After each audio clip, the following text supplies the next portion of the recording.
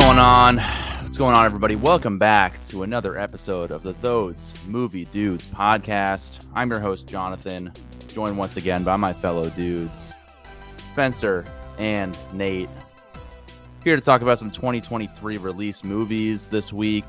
It's good to be back. Haven't been here for about 4 weeks, but when we're talking about 2023 new release films, I'm going to be here for it. So let's bring in the other dudes. What's going on, fellas? Nothing. Hello. That was a very much of a Steven hello just then that came out of me. Hello. Hello. Hello. Hey, hey, let me go back to my phone now. Oh, what you doing over there? Nothing. You know what's funny, dude? I don't know if I've told you guys this, but whenever I watch a movie at my dad's place, like we get about 30 minutes into the movie, and then like it's usually after dinner, so we'll start the movie at like 9 p.m. And then he gets up just inconspicuously. I don't even realize he leaves the room, and he's just in the bathroom for 45 minutes. Just gone. And I'm just like, what, do I pause it? Like, did you not like the movie? Like, what are we doing right now? Maybe like, he finds the movie on like a streaming site and like syncs it up perfectly on his phone. So when he gets up and leaves the room, he's still like watch the movie. I mean, I do that for sports and stuff, like live sports. I'll throw it on my phone and continue on the toilet, and I think that's totally normal. So if he's capable of doing that, then I'm fine not pausing the film. Well, but otherwise, it's like me sitting there just waiting, and I'm like, I got traffic, I got to work tomorrow. Like, are we gonna finish that Hugh Jackman movie that takes place in Miami after it floods? Resurrection? What's it called? Ren? Oh, geez, that's a deep cut. I think we actually finished that one. God. Hugh Jackman movie that came out during COVID on HBO Max exclusively. I have no idea what that one's called. I know we have a mainstream episode on it. Retribution. No, Retribution. I think that's the Liam Neeson movie that came out. Oh, fuck, it is. That's probably another reason why I didn't like The Artifice Girl. That's a movie. That's actually a movie that I mentioned on the last podcast that we did that you were not a part of. That was the episode that Nate and I did where we did our top 5 under the radar films of 2023, and one of those picks for me was The Artifice Girl. I did see that. I listened, saw that was one of your picks, and maybe it's worth revisiting. I don't know. I just thought I don't know. It showed like what you could do with just a really nice script. You don't have any money to make a big budget sci-fi movie, but if you have a good story, then that's all that matters. But because you missed that episode, why don't you list off one under the radar gem, a movie that we're not going to be talking about, at least that you're not going to be talking about in the best of the year list, but a movie that you think that people should go and check out regardless. Okay, I suppose I could do that.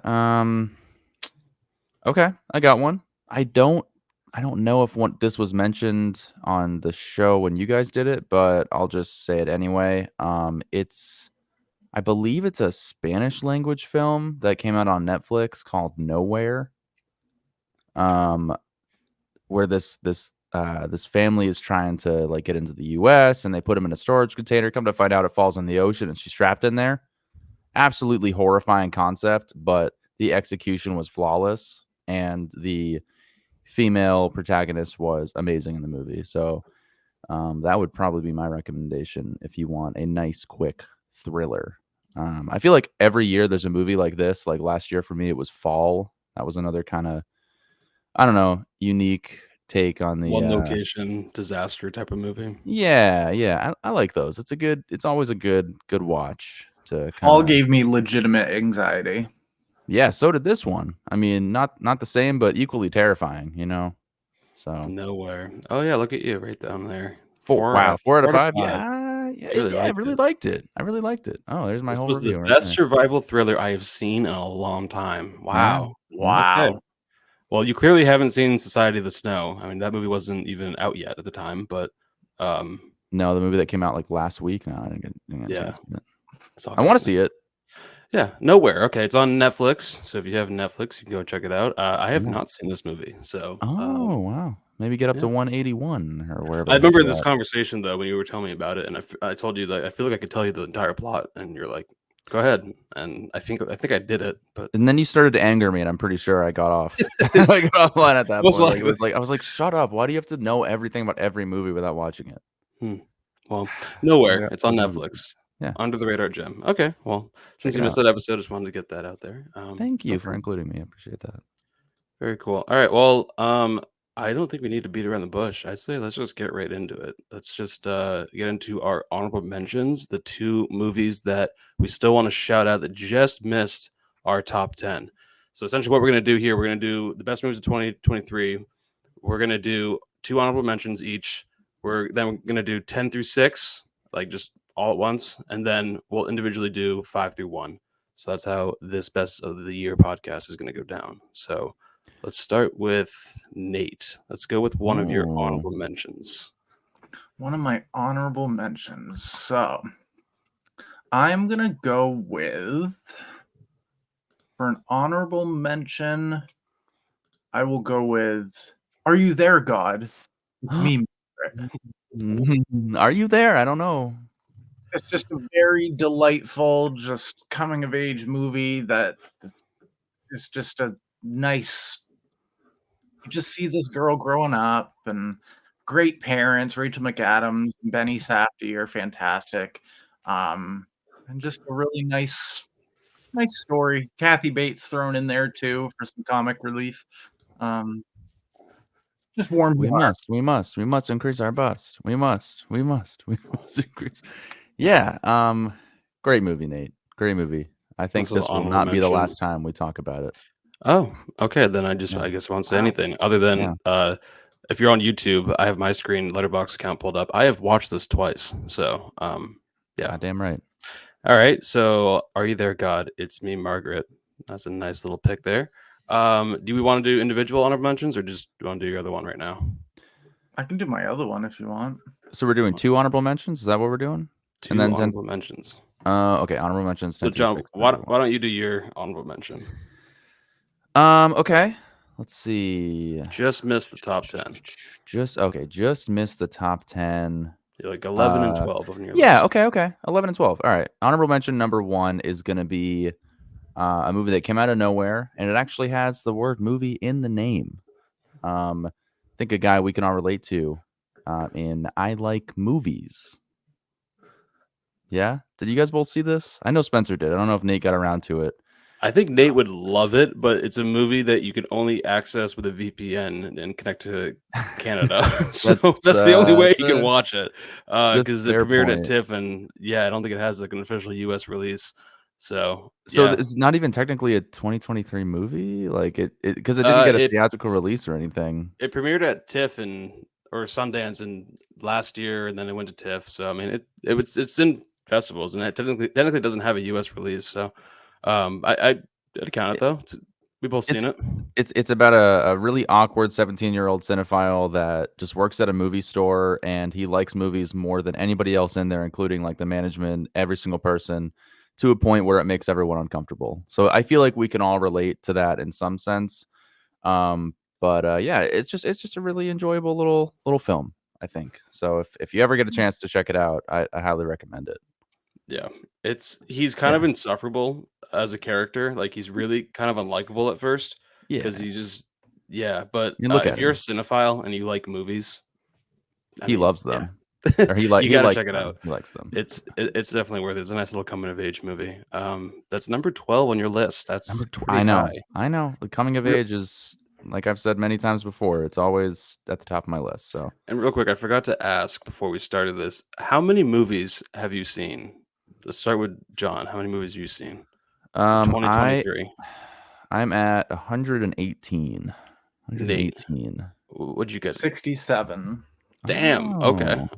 Too short of being nice. That's too bad. And I got 181. All right. So my number 12 honorable mention is a movie that I don't think you guys have seen yet. I think it comes to theaters soon. It's American Fiction. This is the Jeffrey Wright movie that I hope he gets an Oscar nomination for. And I think the screenplay will definitely get a nomination. It's a really clever movie.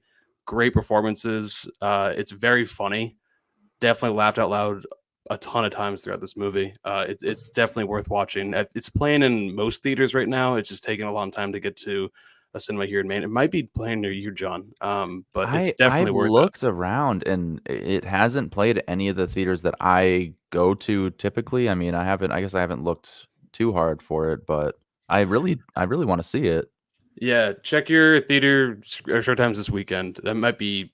It's expanding slowly. I got lucky because it was the Film Independent nominee, so I had a screener for it, and it's phenomenal. It's a Yeah. really good movie, and I'm excited to see what kind of Oscar chances it gets. I think it might even sneak in Best Picture. There could be a surprise Best Supporting Actor nomination for Sterling K. Brown. Very, very good movie, and I definitely highly recommend it. Best actor potential. Yeah, I think Jeffrey Yeah. Wright is a lock. I don't think he's going to win, but Lock for nomination. Got it. and he's due for one. I mean, he is phenomenal in everything that he's in. I mean, Asteroid City, his monologue in Asteroid City, one of my favorite scenes of a movie this year. Like, I thought it was brilliant. And Commissioner Gordon, the new Batman. So I really like what he's been doing, and this is just a testament to just how great of an actor he is. So American Fiction. Insanely talented, dude. I mean, just the amount of movies he's been in this year where he's been great in all of them, and he's amazing in Westworld. So this guy just has talent no matter what a project he's working on. So So Nate, cool. You're number 11, the one that just missed your top 10. Well, I already gave my number 11. It was Are You There, God? It's Me, Margaret. But my number 12 is Spider-Man Across the Spider-Verse. Nice. Right on. Yeah, okay. It just took everything that the first one did and was just, it amped it up a little bit, gave it stakes. He had a little bit of love interest in there, and then just all the Spider-Men. That's just so crazy. Just the way that they're able to the way they're able to shoot it. I still think it still gives me a little bit of a headache, the style of it, but I can get past it. It's just, I'm glad that they're doing something unique and original with this IP. Yeah, Nate, you know what? I'm gonna hop on that train with you because my number 11 is Spider-Man Across the Spider-Verse. Absolutely love this movie. It was borderline top 5 for the longest time throughout the year, and then some other movies came out and pushed it down a little bit. But I mean, it is just all of these movies have been. Is this the third one or this is the second one? I can't even remember. It's the second one. There's going to be one more. That's the finale of the trilogy. And right. Either way, they're so incredibly good. I think, I've only seen it the one time, but like first reaction, I was like, this is better than the first one. I think just because we get more like Gwen Stacy, I just think her character is awesome. Again, it's in a sense another coming to age movie. If you think about it. So it's awesome. I love the animation and just this is how you do a multiverse movie. It just is. It's great. Just animate it. Why not? Yeah, it's definitely very good. That's okay. So those are your honorable mentions. John, do you have one more honorable mention? No, that was it. That was number 11. Okay, yeah, perfect. And then my final honorable mention, the one that just missed the top 10, is Society of the Snow. This is the movie that just came out on Netflix. I hope it gets the international nominee.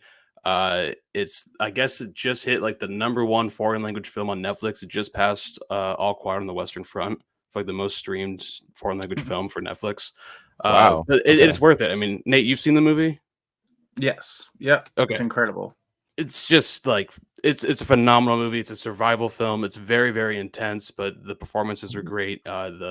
The plane crash is terrifying, and just the whole situation is fucking terrifying. But the movie's just really, really, really, really well done. So it's just missed my top 10. It almost was in there, but just didn't make it. Just the way you describe it sounds like that has a big chance of maybe hopping in the top 10. But here we are doing the podcast, so it doesn't matter now. For sure. Looks really cool. All right, so let's just go 10 through 6. We're gonna start with John. Me? I'm gonna start with you. God 10 through 6. Go for it. Okay. And then you'll go through. Am I doing all 10 of them, or all 10? You're gonna do 10 through 6. You're gonna list them off. You can go. I mean, it depends on how fast you want to read them off, but you're gonna list them off. Nate and I are gonna listen, and then we're gonna react. So. Okay. Maybe like a sentence on each, or I don't know. That's a lot of. I'm talking about 5 movies right now. You're thinking about it too much. Just talk about them. Take a deep breath. I'll be here forever. Go when you're ready. Okay. So number 10, a movie that came out mid-year and somehow just stayed in my top 10. I absolutely remember loving it when I saw it. I shed tears. It was one of the most emotional movies on the year with some characters that I've seen before. It was Guardians of the Galaxy Volume 3. I know. A Marvel movie in your top 10. Okay. All right. Yeah, but This here's was my the number thing. Like, 13. most Marvel movies have been terrible. All the TV shows have been bad. This is the one thing after Endgame that's been fantastic. And it's so good. Maybe they focused on Rocket a little too long. I don't care. Love the character. It's just they really dive so deep into these ridiculous characters to begin with, and James Gunn just knows exactly what he's doing. So Guardians 3, if you haven't seen it, it is a fantastic end to the trilogy. And if they want to make another one, why not? I'd be there for it. Number 9, though. Number 9. Christopher Nolan. I really hope you get the Oscar for this. You're fully deserving. It's Oppenheimer. Seen it just the one time in theaters. It's a haul. I have it on 4K. I'm going to watch it again. I don't think it falls down the list. I think it probably climbs. It's just an incredible biopic on such a flawed character, person in history. There's just so many layers to this movie. And he did it in a way that no one would have expected a movie about a nuclear bomb to be done. It's incredible. Nolan is just one of a kind, and I will watch anything this man does day one when it comes out. Speaking of movies that came out that very same weekend, it's Barbie, number 8. Number 8 is Barbie. I've seen it 3 times in theaters. It's just one of those movies that it was it was just something. It was everyone wanted to go, so I went with one group of people, then another. I still loved it. I kicked a person in the theater during the second viewing because they were ruining the "I'm Just Ken" dance number, and I don't feel bad for that. I don't feel bad for it. It was not an accident. She fully deserved it, and I love this movie. It's fucking amazing, and I can't believe I don't own it yet. It's Barbie. It's fantastic. It has amazing music in it, and Margot Robbie's amazing. Number 7. Coming of age, takes place in Ireland. Joseph Gordon-Levitt's on a laptop. It's Flora and Son. That's a great description of the movie. Boy. It's not perfect. I think it has a shaky start and a horrible last final shot. We talked about it in the pod. Oh my God. Way back when this came out. But it's just one of those stories. Just one of those stories. There's flawed family relationships, and people have to grow, and I love a little music thrown into a movie, and watching the mother and son just kind of grow together and understand each other and make some incredible music. And Joseph Gordon-Levitt on a laptop with lighting that's way too good for a Zoom call. It's just great. So Flora and Son at number 7. Number 6 is a movie that I just saw recently. One of the saddest, most tragic movies I think I've seen in quite a long time. A true story. Iron Claw. The Iron Claw. Zac Efron, holy shit, man. This guy has come so far since High School Musical. It's just, he's one of those actors that has fully evolved over time, and I was absolutely blown away with his performance. This story as a whole is just gut-wrenching, but you just couldn't take your eyes off of it. The movie was incredibly well made, and something I would revisit regardless of the subject matter. It's just crazy. Just a crazy story that, I don't think it's going to get recognized, but, I'll recognize it because it was that good. So, okay. Yeah. All right. That's a interesting 10 through 6. My standout from your list, as Nate thinks about his, is Guardians of the Galaxy Volume 10. It's the third one. As number 10. Guardians of the Galaxy as number 10. Yeah. Oh, it's number 10. Yeah. That is what surprises me. Like, it's just a Marvel movie, Guardians of the Galaxy. It's the third one in the trilogy. I didn't have any really anticipation for this when it came out in theaters. I ended up watching it on Disney Plus, and I really liked it.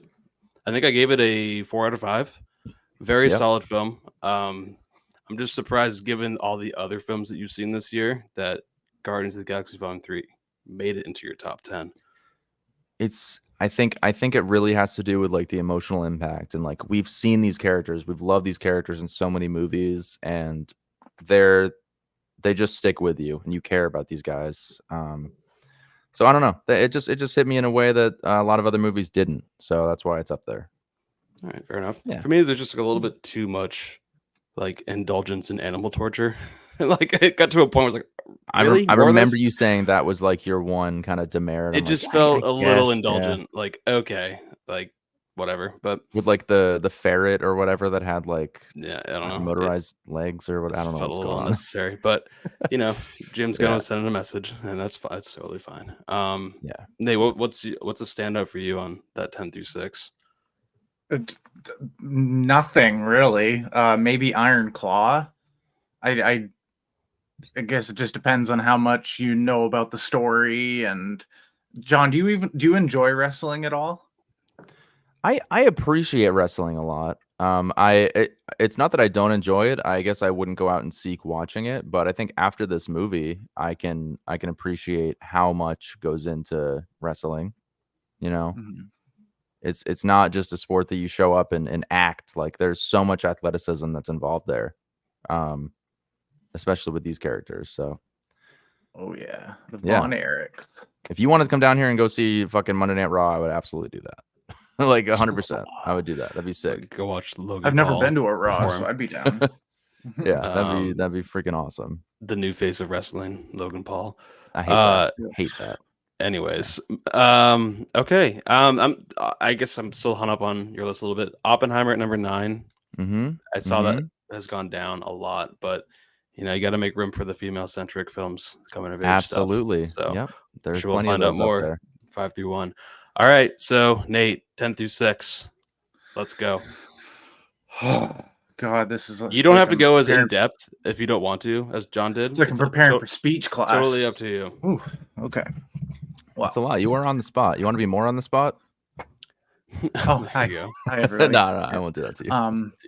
And before you go, Nate, I just want to make it very clear. John and I have no effing idea what is I think I know on one Nate's movie list. that I think I know his guarantee was in favorite. your top 5, if not your best. So I think I know at least number 1. But Nate's had his list on Letterboxd private the entire year, and we just have no idea what is ranked where. So this is all just no clue, genuine to us and authentic. So we'll see what happens. I think when you originally make a list, it keeps it private until you change it to public. And I just don't think I ever changed it to public. And I was just like it. Well, Spencer took inspiration for that and made his private. And well, at first he decided, you know what, I'm not going to rank them anymore. I'm just going to add them. I'm like, I fucking hate that. What if I want to see where you rank a movie? Like, but he didn't care. He didn't care about my opinion. And now the list is just gone. So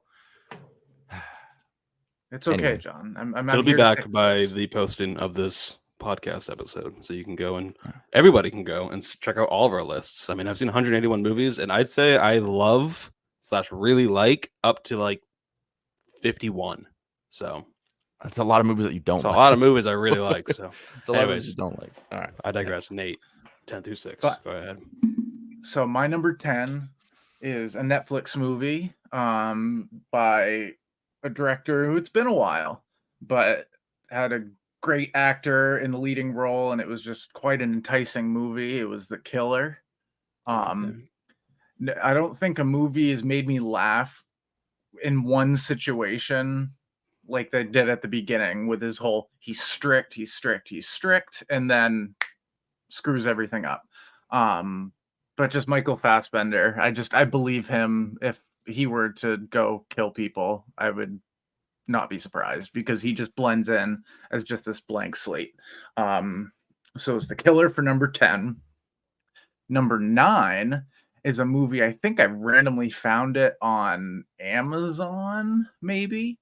It's a movie called Full Time as number 9. It's basically just about this mother who has 2 kids. She has to travel halfway across England to go to her work. And it's basically her trying to balance working a full-time job and taking care of her kids. And it's very fast-paced. It's only like 80-something minutes, but it's just, my heart's racing seeing this woman try to get to her job because she needs to feed her family. In a pretty ruthless, like, Paris time period where just there's no BS. And she does her best to make it work, from running to work to setting up for a birthday party. And the lead actress, she's fantastic. I know she's not going to get any sort of recognition at all, but she does a fantastic job just being this really empathetic mother. So full time. Is it kind of like Run Lola Run? Because is what it sounds like a little bit. No, Run Lola Okay. Run is. The poster looks like it. I'll give you that. It's like 3 sections, all played out differently. This one is a different story. It's like, Well, yeah, it's just about a mom. Yeah. Got a lot of stars there.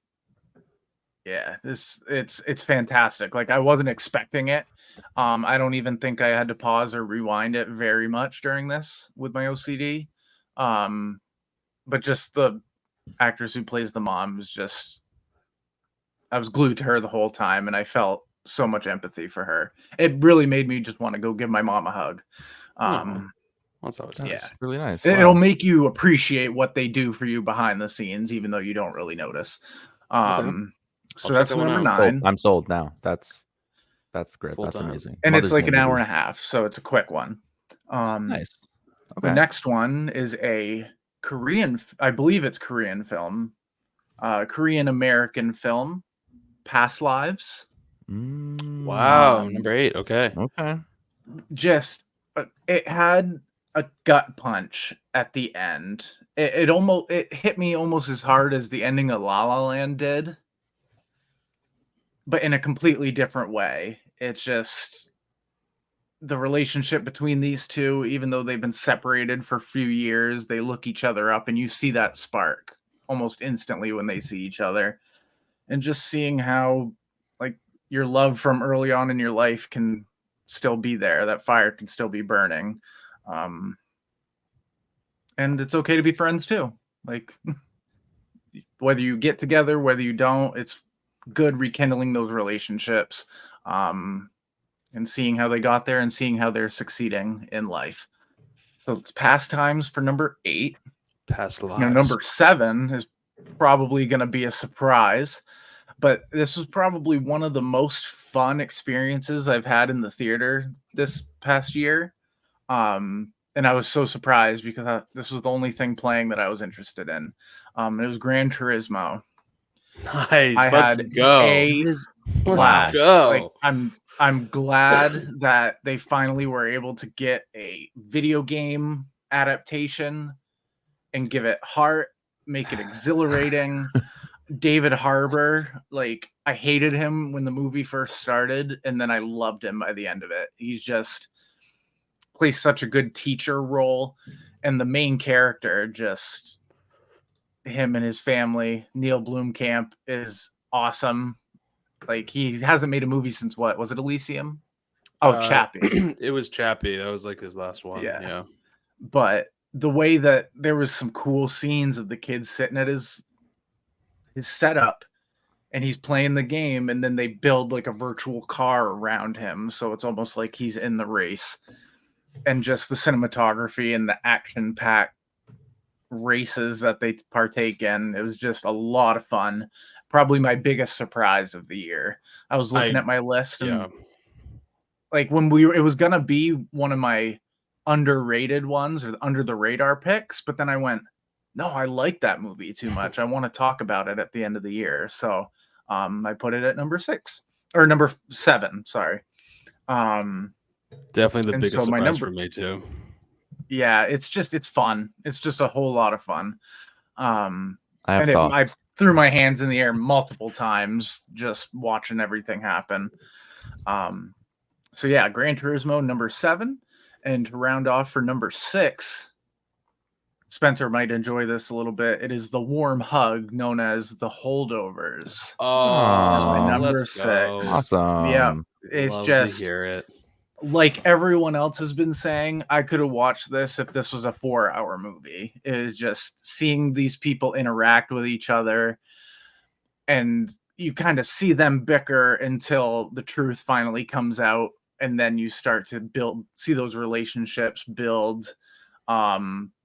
And it tugs at your heartstrings at the end when you just these guys were on different sides of the spectrum, and by the end they both learned something about each other, and it really made me want to I could keep watching these people live their lives, go another semester, maybe see if Paul Giamatti's eye goes another way. I'm down for anything. It's this one. Look at this one. Yeah. But I would, yes, exactly. I would definitely watch this again. And who was the Divine Joy Randolph? Was that her Yeah. name? Yep. Amazing.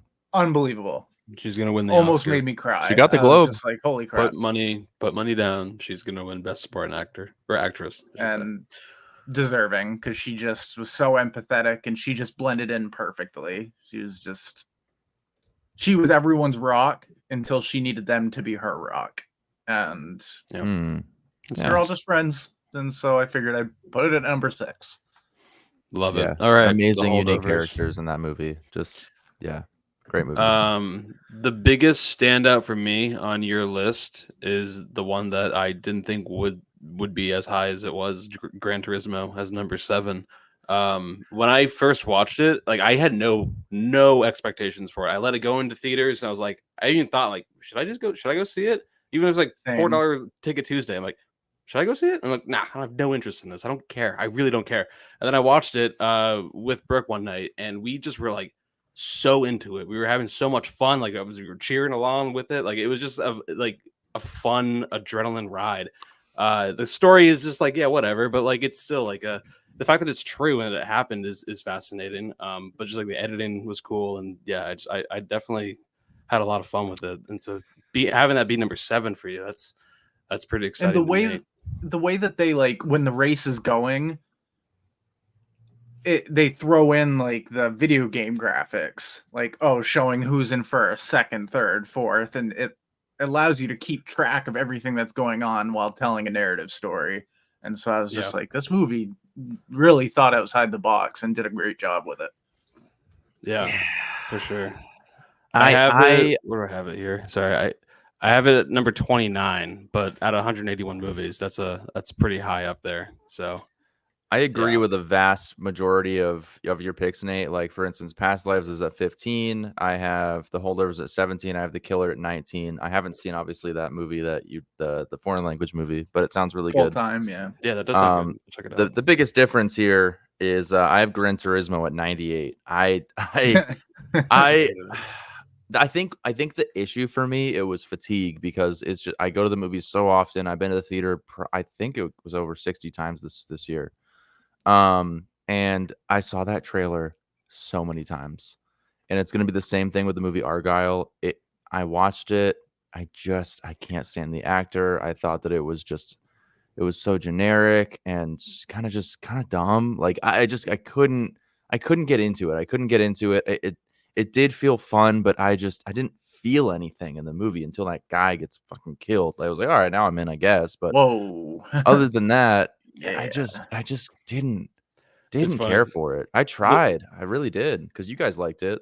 Well, when this movie dropped on Netflix, like, I was telling everybody, I'm like, oh, watch Gran Turismo. And everyone came back being like, that was awesome. Like, everyone's been enjoying it. So not me. I mean, I get what you're saying about the fun. fatigue thing, and AMC, it fucking ruins movies with how many trailers they play and how often they play it. And they've made everyone probably hate Nicole Kidman.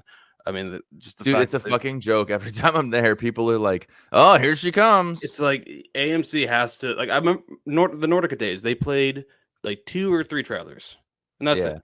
Sometimes even just one trailer. And that's perfect. And like, I don't need to see trailers. Like, I'm happy just to be intrigued by the plot synopsis and then just check it out. But people need to see the same trailer over and over and over again, and it actually probably makes people not want to see the movie. So. Yeah, at least with some mainstream movies like that, there's some movies where I see the trailer, like, oh my god, I cannot wait to see that. Like for the movie Civil War that's coming out, that looks so cool. Like, every time I see that trailer, I'm like, I cannot wait for that. But this one, I just didn't help the cause. It's still a 3 out of 5. Don't get me wrong, it's still fresh, but like, I did struggle to get there.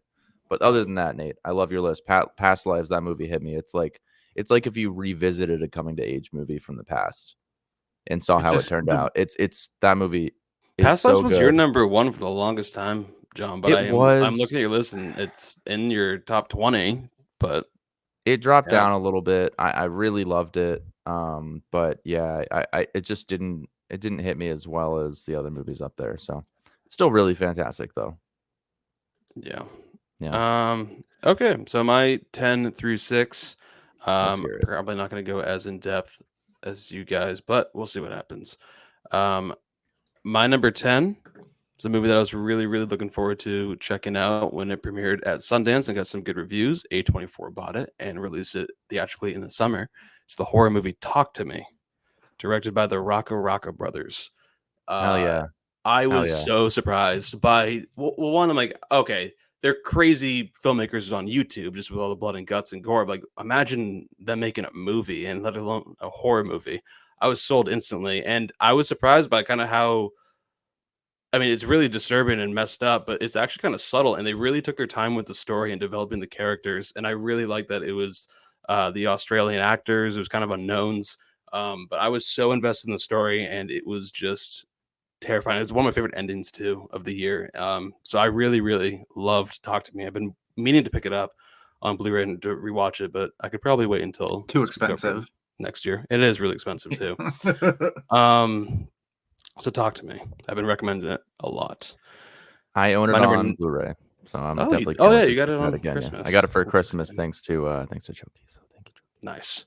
Very good movie. My number 9 is a movie that I don't know if you guys have seen, but I was so surprised by how much I kind of loved it. It's Dream Scenario with Nicolas Cage. Yep. It's so bizarre, and it's kind of exactly what I wanted Beau is Afraid to be, but instead we kind of have a weird dream nightmare movie with Nicolas Cage leading, playing a very strange man. So I really, it's also produced by Ari Aster, so it kind of has that feeling. But all the dream sequences are really, really fascinating, and I liked the commentary that it had to do on cancel culture and just kind of how, I don't know, like Twitter mobs can go after somebody for no reason. It just added some interesting commentary, and it was so funny. It's Nicolas Cage's best performance in so long. I mean, he was great in Pig, but he is so funny in this role, and also very it's very tragic and sad at times. So I really, really loved Dream Scenario. My number 8. I've said Gran Turismo was one of my biggest surprises, but honestly, this actually might be one of my biggest surprises. Godzilla -1. This movie just Yeah. all of a sudden came into existence within like a week's notice. Everyone's like, "Oh, Godzilla!" And a Japanese Godzilla movie is getting a theatrical release. And my coworker who loves these Godzilla creature movies, he's like, "Oh, do you want to go see it in IMAX?" I'm like, "Oh, f yeah, let's go." Went and saw it and just was blown away. I was like, I actually like, is this what it's like to watch a Godzilla movie where you actually care about the human characters? Because the latest couple Godzilla movies, it's so bad, and the new one looks unwatchable. So I was blown away by the fact that actually have like a really good story and really, really good characters, and also a low budget, and the fact what they were able to pull off with this budget is incredible. And yeah, I hope it gets nominated for best visual effects. So I'm hoping it does. So Godzilla -1, so much fun. So that's number 8. My Or number a foreign film nomination. That would be sick. It didn't make the shortlist for Japan. Didn't enter it for their submission. I think they entered a different film, I believe. Can they But only it made submit one? it made the Like, shortlist. Yeah, countries can only submit one. really? Wow, I Yeah, did not because know last that. year everyone thought that there was a movie called Titan that came out from France, and people thought that was going to get an Oscar nomination, but France submitted something completely different. Who decides that? There's like the I don't know. France Film Institute. French I mean, Film like Commission. That is a question for wow, Google. that's interesting. But Wow. my number 7 is a movie that you guys haven't seen, but if you guys are a Those Movie Dudes listener, it might pop up one day. It's called The 8 Mountains. Oh wow. I have no idea what that I movie is. went into this It's been movie on my knowing radar. kind of nothing. I saw that it was a part of a new line for Criterion's name. What's it called? Janus Contemporaries. Right. So I picked it up, The 8 Mountains. Yeah. And it is just it's an incredible story about friendship. It takes place through, I think, 4 different decades. It's incredible cinematography. It's all taking place on the mountainside. I forget which country, but it's beautiful. And I don't know. I don't want to say too much if you don't know anything about it, because I went in knowing very little and I was blown away. So it's a little long, and it might be a little repetitive for some people, but it's just the message of the movie and the way it was presented. I was just in love with it. So The Eight Mountains has been in my top 10 for so long, and it made it to number 7. And I'm going to match John at number 6 with The Iron Claw. Nice. This movie just blew me away. I didn't know much about wrestling. Nate and I reviewed this movie on the last episode. So amazing review, by the way. I listened to that. It was listen awesome. To our full thoughts on that. But I just loved it. I thought the performances were incredible. Very disappointed that if this movie came out a month earlier, it probably would have been in the Oscar conversation. It's not getting any nominations at anywhere. So it's kind of sad, because I think this movie is really it deserves it. So it's too bad. But number 6, The Iron Claw, it's phenomenal. So loved it. Let's see. Oh list. yeah. God, the standout for me.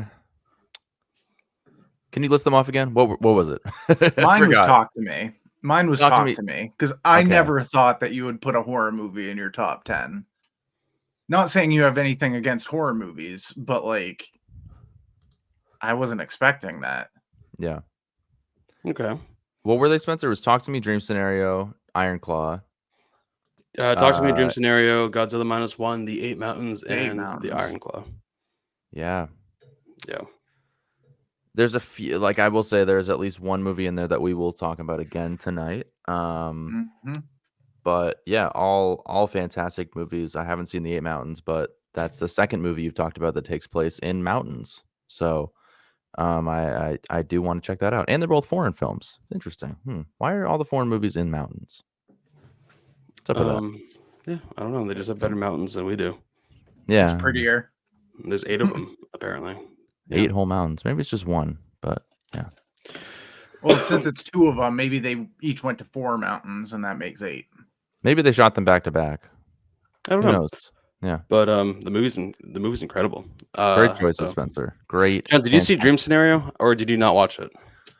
I watched it, and I really liked it. I did not make my top 10. It's at my number 14. Oh, damn, that's still pretty high up there. Okay. It's very high. Just missed my honorable mentions. It goes Past Lives, Dream Scenario, Sisu, and then we got I Like Movies there.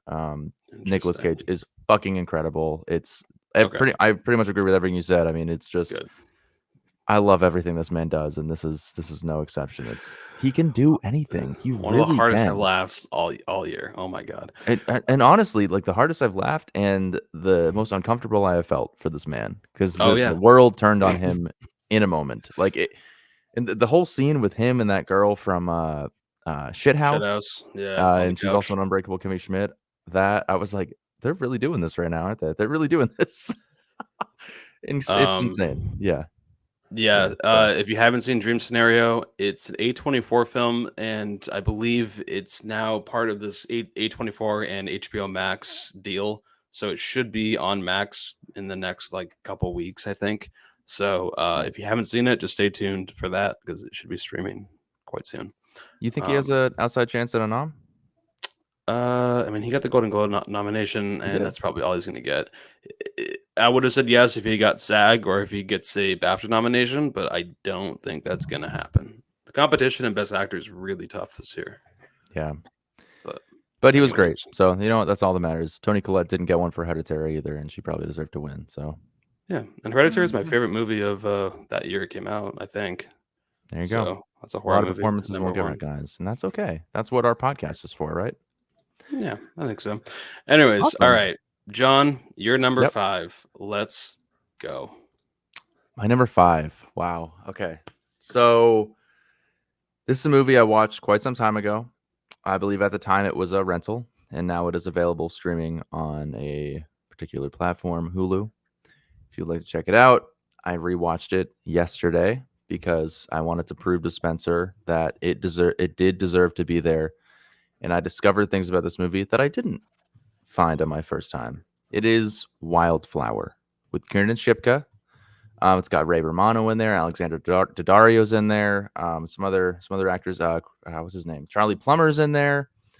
It's just, again, coming to age, man. This is this year's Coda for me. It's not my number one, obviously, but it's still very much up there. I think Kiernan Shipka is just a phenomenal actress.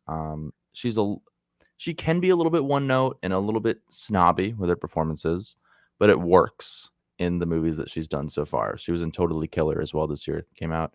That movie was okay. This one was phenomenal to me.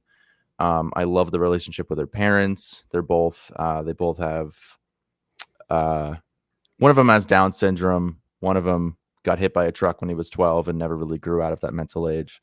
So it's kind of her struggling, with taking care of her parents and trying to be a teenager at the same time and apply to colleges and whatnot, and also have a relationship with Charlie Plummer, which we all want to have. You know what I mean? Oh, So what? okay. What?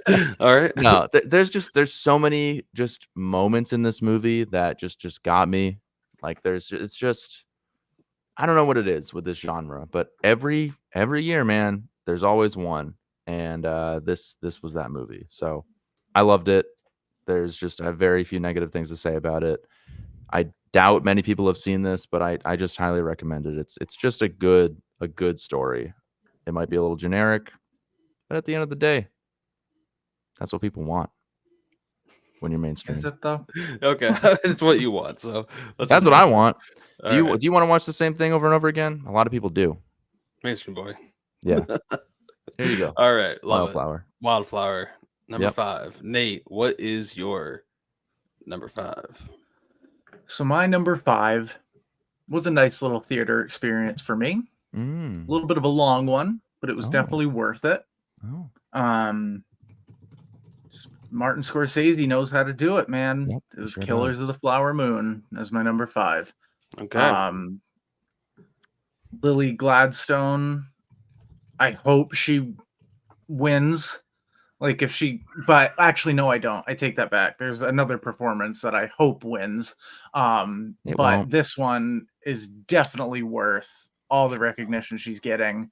But everyone in this movie was fantastic. Robert De Niro as this terrifying tycoon that just has control over everything. DiCaprio's great. Jesse Plemons, he's like slowly moving his way into like my favorite actors, just because you can throw him in any sort of situation and he does really well. They did a really good job at just showing the Osage people and showing all of their culture and what they do compared to modern life. And then seeing the moral dilemmas that DiCaprio's character went through and like some of the stuff that he has to do while also being in love with this woman. And just seeing a bunch of the dirty underbelly of some of these oil refineries and the companies that take part. But it was in the hands of one of the masters of movie making. And with a cast like this, I say it's pretty safe at number 5. It was one of the easiest 3-hour watches I've seen in the theater. Yeah, this is a great pick. I think this one is getting all the nominations. I think it's going to get maybe 10 nominations, 9 or 10 nominations come Oscar morning. But I think this is going to be one that doesn't win any. If anything, you don't think Lily Gladstone wins? I think Emma Stone's going to win. Yeah. No, Emma Stone's best actress. Lily Gladstone's best supporting. Nope. Lily Gladstone is best lead actress. Then why did Emma Stone and Lily Gladstone both win? Right? They're different categories. Split drama and comedy. Yeah. Okay. So, yeah. But it's those two. It's between those two for sure. I just think Emma Stone might actually get it. And I think she should. But this one was just such a subtle performance, but also really powerful, because she always just had this look of hope, even though like she was sick. She still had this faith that good would happen. And it takes place in a time period that's just very dirty and unpredictable with the people that you're working with. And I thought they represented it really well. I really, really like this movie. I think it was my number 14 or 15 on my list. The one thing that threw me off so much is Martin Scorsese showing up at the end and like reading a monologue. It Yeah. threw me It off pulled so me out much. And at I still that think point. about it today. I'm like, wait a second, did that really happen or did I dream that? Oh no, that really happened. But I think if I watch it again, knowing it's coming, and then I can maybe listen to what he's actually saying, because I kind of miss everything he said. And it was very important to the story, Same. but I was just so distracted that like, why is Martin Scorsese on screen? What the fuck? Anyways, moving on. That's a great pick for number 5. Yeah, good choice, Nate. I have that at my number 20. It's an incredibly good movie. It's some tough moments to watch in that movie where people just quite literally just get brutally murdered, but an incredible story nonetheless, and the performances are definitely fantastic. Some of the best on the Compared to seeing The Irishman in theaters, this was a walk in the park. I was way more interested, and I thought the performances were a lot better too. I can get behind that. I just saw that it's now streaming on Apple TV Plus, so you can Finally. stream it now. Yeah, Jesus, just finally got about added. time. My number 5 is a movie that I have watched twice, technically 2.5. I rewatched a couple of scenes. It's me, Margaret. It has been talked about already, but it is The Killer. David Fincher's The Killer. I just had so much fun with this movie. I love that the first 15 to 20 minutes of the film is literally just setting up for a joke. Like, it is so darkly funny, and it's just leading to that one line of when he misses the shot and he just goes, fuck. And it just sets him down a fucking so much setup spiral. Yeah, and there's so much setup. It was just like, I am the best hitman in the world. Like, anticipate, do not improvise. And just like, he's just like, can't take care of his body. He's sleeping on like a metal table and he's doing push-ups. He's like, you think that he's the best at what he does, and then he misses the shot, and he actually doesn't follow any of his own advice, and he just actually does improvise everything. And he has empathy. He cares. He has a girlfriend, and he's going on a hellbent path on revenge. So it is very darkly funny to me. It was kind of just an allegory of David Fincher himself, just like kind of reflecting on his career and who he is as a filmmaker, which is like how tedious he is and everything. So I really, really enjoyed it. It has the best sound, I think, this year. I mean, I've put on my headphones many times, AirPods, noise canceling, and watched that fight sequence between him and the Brute in Florida, and that sound is just out of this world. Like, you can feel the punches. It's insane. And Michael Fassbender, he gets the shit kicked out of him. Oh yeah, he gets the shit kicked out of him. Brutal scene. He's not like a James Bond that just comes out untouched. He like gets murdered. Yeah. he makes many mistakes, and it's so funny because his voiceover will tell you otherwise. So I just had so much fun with it, and it wasn't really what I was expecting from this movie. It was just a little bit more of a satire and more kind of a dark comedy, and I was like, oh, okay, this is pretty entertaining. So number 5, I've seen it a couple times, and it is just it's a fun ride. So The Killer, number 5. The Killer, John. great movie. Number 4. Number 4. More of the same. Not gonna lie to you guys, it's it's a movie that was already mentioned, so you can't hate me. It's gonna happen a lot. It was a good year. It was a very good year. It was a good year. This movie, I remember going to see it at like 11 a.m. and then I went back later in the day and saw Sisu, which also a great movie, by the way, not in my top 10, but it's Are You There, God? It's Me, Margaret. I absolutely love this movie. Came out of nowhere. I think it's like a Beverly Cleary book adapted into a movie. Am I wrong about that? I think I'm right about that. Sure. No, let's just say either way.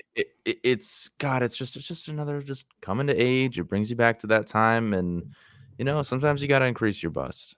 You know what I mean?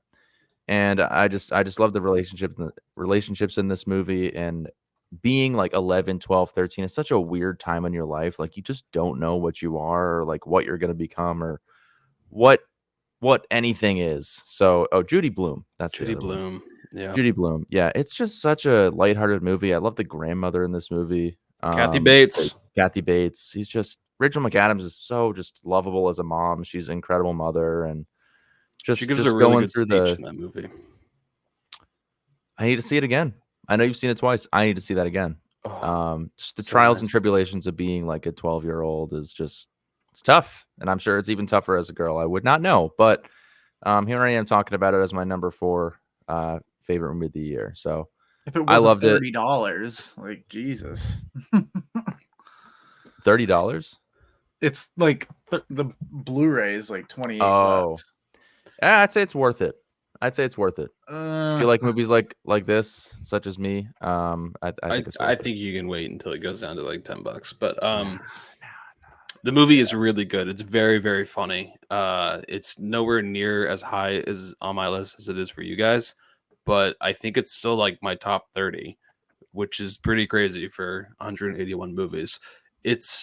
I didn't initially love it when I first watched it. I was kind of like, really? This movie, you guys loved it that much? But I had COVID when I watched it, and I was probably dozing in and out and did not pay attention. That's why I was like, all right, I'll watch it again for your sake, and because you guys loved it so much. And yeah, it's so good.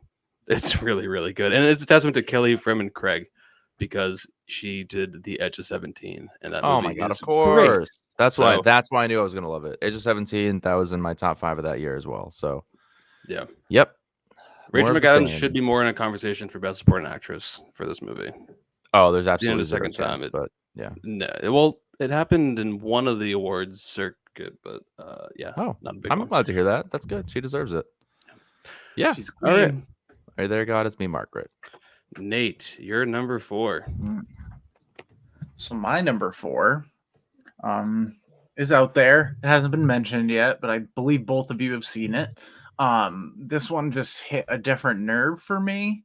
I thought it was really emotional, and I love movies that are about the military.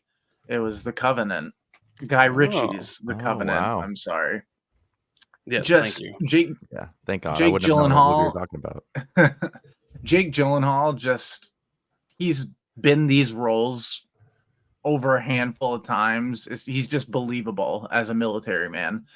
But there's more to it than that, where he gets saved by this man, and he just has this underwhelming feeling that he needs to make do and pay him back for what he did. And it's just one of those, I wouldn't say revenge, but like one of those heroic trying to save your friends stories. And the final act is basically like a Call of Duty mission in a movie. It's just unbelievable. It's hard to believe that stuff like this could happen. A little heightened reality in many ways, but just a lot of heart. I really like the character who was the translator or the interpreter. Yeah. And how he kind of had a backstory to him. Didn't need to zoom in And so far. Good looking guy, man. Jeez, wow. but handsome just fella. him and Jake Gyllenhaal have just really, really, really good chemistry, and just seeing it all play out, and then realizing that we have like this thing called the Hand of God, is basically this giant warship that just can destroy anyone in the blink of an eye. But I just had a lot of fun. It was really suspenseful, and the story got to me. That was probably the one thing that I liked most, was just the overall story of it. Incredibly good movie, Nate. I think it's at my number 30, which is, it's a 4.5 out of 5, I think. Probably a 4 out of 5, but I mean, It's I think 4 I out of watched 5 this. for me. Yeah. I can't remember if I watched it on the plane or if I watched it here, because that might have made a big difference. But regardless, I know that I loved it because I was not expecting really anything from this movie, and it's purely because it said Guy Ritchie's The Covenant. I was like, why is your name in the title? Is that supposed to be a draw? Dude is Because he's just drawing me proud away. of the movie, because He it's his should be. best movie he's made in a very long time. Claim it while you can. Just Exactly. Claim it. Yeah. You don't see very Guy good. Ritchie's King Arthur. I mean, or Guy Ritchie's Aladdin. I mean, it's Guy Ritchie's The Covenant. This is his movie. Okay. Yeah, he made it. It's Guy Ritchie's The Covenant. It's so But funny. it was intense. some really cool ways that they were able to do like shots through the house and whatnot, and that whole sequence of him remembering himself being dragged across these mountains was just really, really intense, and I liked it a lot. The craziest part of the movie is the part that's not even really mentioned or even kind of hinted at in the trailers, and that's like the whole third act that I didn't see coming. It's that whole dilemma of like, what do I like? I gotta go help this guy, you know? Like that whole third act was just probably the best part, the most intense part of the movie. It's just crazy, and the first two acts are incredible too. So it's like there's just so much here. It's just such a strong story. Yep. Yeah, Guy Ritchie, man. yeah. Great surprise. You're gonna start seeing his name on all of his movies. He should. Well, unless they're terrible, which they Hey, it probably will worked be. that one time. Let's try it this time. Yeah, no. All right. I wouldn't. Is it my 4? Or I believe this is your number 4, Yep. Spencer. Your Yep. 4. Wow. All right. Well, my number 4 is a movie that I think we all have seen at this point. It is Poor Things. Yeah, this one you're seeing it pop up in all the like award shows, Golden Globes, Oscars. It's so good. It's probably my favorite film from him. He's made Dogtooth, Killing of a Sacred Deer, The Lobster, The Favorite. This is by far my favorite movie that he's made. Poor Things. Emma Stone is just phenomenal. Mark Ruffalo given a performance that you really haven't seen him do before, and he's hilarious. And that's the thing. The movie is hilarious. It won Best Comedy at the Golden Globes. It deserved it because I laughed out loud because I honestly didn't know what else to do in certain scenes but laugh. So it worked out very, very well. It's very creative. It's kind of like Amelie in just a very Frankenstein fucked up way. Just in some of the the cinematography and shit. Very ultra wide lenses. It's so weird and bizarre. You haven't seen anything like it. And I really hope that Emma Stone gets her second Oscar. It's just a very unique experience to watch this movie. So check it out. I think it's probably his most. This is the weirdest thing to say, but I think it's his most accessible film for a mainstream audience. Maybe the favorite, actually. But I don't know. I feel like it has a lot of themes that like anyone can really like latch onto. But it's just presented in a style that is so strange. But yeah, Poor Things, my number 4. Loved it. Yeah, I'm right there with you. This is my number 3. Poor Things was amazing. I absolutely loved it. I didn't really know what to expect from this movie other than I knew it had so much hype going into it. Emma Stone is. I felt like I dragged you to the theater to it because you were here when we saw it, and I felt you were not looking forward to checking it out. Like you were dragging your feet. No, I was like, Poor Things. So. You're like, oh great! Like, I don't know what the fuck this is gonna be. Like, because all those other movies you listed, I did not like. Did not like Dogtooth. Did not like The Favorite, bro. I'm not a big fan of him until now. I mean, like, you're not wrong. I mean, maybe you should watch Alps. It's his most you might like Alps. Probably not. That's a but good you know one. what? I really like this one. Like, it's so hysterical and weird and strange, and that doesn't usually work for me. This time it did. Like, I was laughing out loud. Spencer was sitting right there next to me with a buffer seat. Yes, sitting right next to me in our Steven Stan theater. But you know, it was just a lot of fun. It was Emma Stone is wow. I mean, there's a lot of scenes that we, you know, it's not safe for work to mention on here, but it's a good reason to watch it. And at the same time, I mean, she's playing a child in an adult's body, and like if you're gonna do anything to earn an Oscar, I think she did that. And you can't discount Willem Dafoe in this movie either. Like it's his character is insane, absolutely insane. Godwin Baxter. It's just how you do a Frankenstein movie in the modern Oh my god! day. Oh my fucking god! I completely forgot about the burp bubble. The burp bubble's crazy, dude. I totally forgot about that. It's never explained. I don't. It's think. not. Nope. I think it's just like it's almost like, okay, this is how I can relate the burp bubble to anything. It's like Polka Dot Man in Suicide Squad. He has to do it. He has to expel it to like stay alive. Maybe. Oh my god! It has to be like, I don't know the other way to explain it, but that's. I think he might mention something about it just with like his makeup, like from a surgery or something like that. But yeah, every time that came up, I would hear the people behind me just So giggling, funny. like, "What the fuck?" You don't know what else Because to it do. always but would laugh. happen at the his most mouth is weird just like, times. "Ah." And that like He apprentice doesn't guy was even always just like, address it. What? Like, It's what the never like fuck? they never even address it either. They never Yeah. address it. Like they're just kind No, of he like just accept looks that it's at it, it happening. pops, and they move on. Yeah. It's so weird. But I can't wait to watch it again. I'm definitely gonna pick it up. Blu-ray, Criterion, 4K, whatever Oh, format it for comes sure. out on. This is I will definitely a get it. Criterion movie. It's yeah. We'll see. But it's great. Poor things. That's your number 3. Okay. Number 3, So baby. It's Nate, up there. your number 3. My number 3 is a very explosive movie. Wink, wink. It's Oppenheimer. It was just Oppie. out of the whole Barbenheimer thing. This is the one to watch because it was just Cillian Murphy and just seeing the existential dread on his face the entire time. And I love how it kind of shows his journey through this from being a student, trying to figure out how these things work.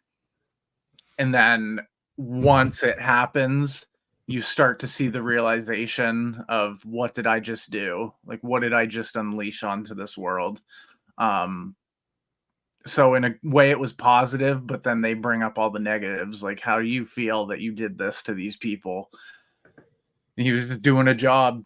And I think Robert Downey Jr. would be well deserved for a supporting actor Oscar. That'd be great to see. It's gonna happen. If Put money Cillian down. Murphy wins Best Lead Actor, which I hope he does, it'll be well deserved. And I finally think this is the year I would actually put money down that Christopher Nolan wins Best Director. I'll match you. It's gotta happen. And if it didn't happen for Interstellar or Inception or any of his other movies, this one should get it. At the very because least, it's gonna this happen. is Nolan's career Oscar. This 3 hours with no come on. CGI. You can call that's it. impressive itself. You can definitely call it a career Oscar, but actually, this is Not. probably the movie that he most deserves it for. I Yeah. mean, Mhm. I agree with that. What he pulled off with this movie is just like no other filmmaker can really do it. So, Nope. and I think it's why it's going on to win. I'd say it's definitely a lock for Best Picture, Best Director, and Best Supporting Actor. Locks. Where do you, Nominations? Wins. Oh, Like, wins. it's going to win Best Picture, Best Director, and Best Supporting Actor, Robert Downey Jr. Anything else? Wow. I mean, the technical ones I haven't really looked into. We'll see what happens with nominations. I'm sure it'll pick up a whole bunch of technical stuff too. Which The one Oscars won, is going to be Oppenheimer heavy with a lot of stuff, and I think it's going to get Good. at least which one Best won Picture and Best Director. Picture for Golden Globes? Oppenheimer and Poor Things. We'll see. So- I think Oppenheimer's just the bigger movie. Like people are going to be thinking. People have been thinking about this. Everyone's seen it ever since it came out. Like it's And- it's the movie that defines this year. Yeah, It And is. Poor Things just released wide like here for me. So I feel like a lot of people might not have seen it yet. Like I Yeah. just saw it, and then this one came out in the summer with Barbie, and Yeah. people just went crazy for it. So if this is his year, it will be amazing. I feel like he could hang his hat on his filmography with that, but we know he's not. Top three Nolan movies. Is it in there? Interstellar, Oppenheimer is probably in there. God, It's tough. I put the Dark Knight in there. I would say Interstellar, Oppenheimer, Dark Knight. I might go Interstellar, Dark Knight, Oppenheimer. I think that's Copycat. fair. No, that's not the same. But No, it's not. But it's the same I- three movies.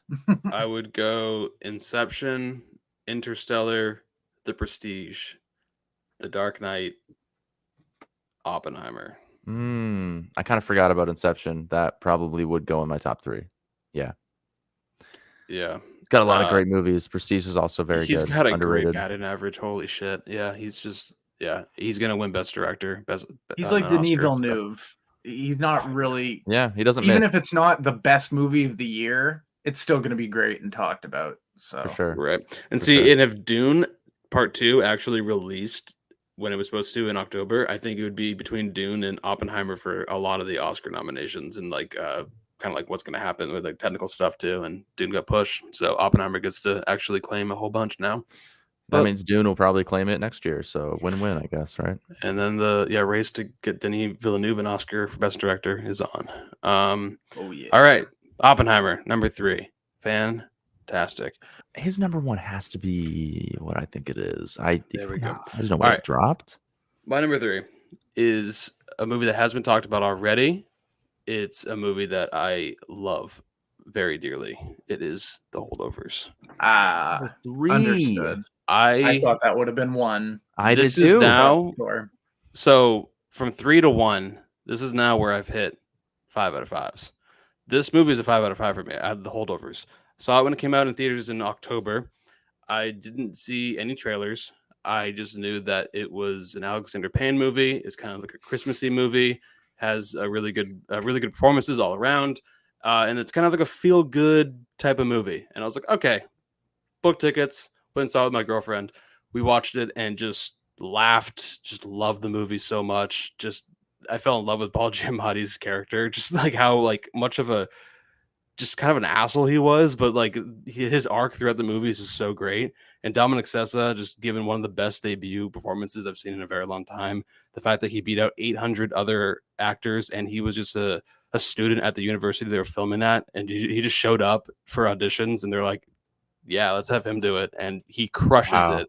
Wow. So I think that whole story is really cool. Divine Joy Randolph, Nate said it the best earlier, just like such a perfect role. And there's just some brilliant lines, and I really hope it does get Best Original Screenplay win. We'll see what happens. Probably might not happen, but the whole thing, I don't want to spoil it actually, but I might cut it out of the podcast, but just for you guys, the penis cancer line, oh my God, was just brilliant. So I love the movie. Yeah. And I actually really do think if I was betting, I actually probably would put money down right now for Paul Giamatti to win Best Actor. I think he actually might pull an upset and win because he just won for the Critics' Choice. He won for the Golden Globes. If he wins for SAG, I think people are going to have to start thinking seriously that Paul Giamatti might actually win Best Actor. So we'll see what happens. It's really early. Nominations haven't even come out yet. But I could see this upset happen. And if it does happen, I'm going to be so ecstatic. So Paul Giamatti is just phenomenal in this movie. The Holdovers, can't wait to get on Blu-ray. Can't wait to rewatch this movie every Christmas. This movie is just phenomenal. So it'd be a great Criterion movie. Yeah, it would just give it to me for right sure. now. Great, That'd be fantastic. I loved it too, man. I saw it Christmas morning with my dad. I knew you hyped it up for weeks. I was like, let me just wait for the right time to go see it. I was like, you think I should see it with my dad? You're like, absolutely. It was like you've said it before. It's a warm hug. It's just such an enjoyable story. Paul Giamatti's an asshole, but all these characters work so well together. He's a lovable asshole. Exactly. Yeah. He's got good intentions at the end of the day. Everybody loves a good asshole. What? Yeah. Anyways, are we on John's number 2 now? Believe so. Oh boy. We are. Okay. Number 2. Okay. Number 2, we have talked about it briefly already. It came out of nowhere. I had no idea what this movie was. I thought it was a re-release of a movie from way back when. Turns out it was a 2023 release, Japanese film, or Korean, Japanese. It's gotta be Godzilla -1. This movie was fucking phenomenal. I have zero complaints. I think I gave it a 4.5 out of 5. Maybe it's 5 out of 5. I don't know. I'm weird with giving away 5 out of 5s, but I love the storyline of this movie, of the kamikaze pilot. It is just the most grounded Godzilla movie that you could ever create. It's crazy to even say that out loud, but it is genuinely grounded. I love how this is how you put a Godzilla movie in history and make it make sense. Like, I thought they did that in 2014, and they kind of did, but this movie absolutely crushes that one. It's so flawless. You have this incredible love story. It's based in history, like right after the Tokyo bombings. It's just fantastic. And what they were able to do with the budget of this movie is incredible. Like I can't like you look at Godzilla and he is so destructive and menacing and terrifying, and he is what he's supposed to be, which is a monster. You don't want to be around this guy. He will fuck you up. It's just amazing. So it's so good. And I still think a lot of people probably haven't seen this movie. It's 173rd on the IMDb top 250. You need to watch this movie if you like Godzilla or just movies in general. It's worth watching because the story alone is fantastic.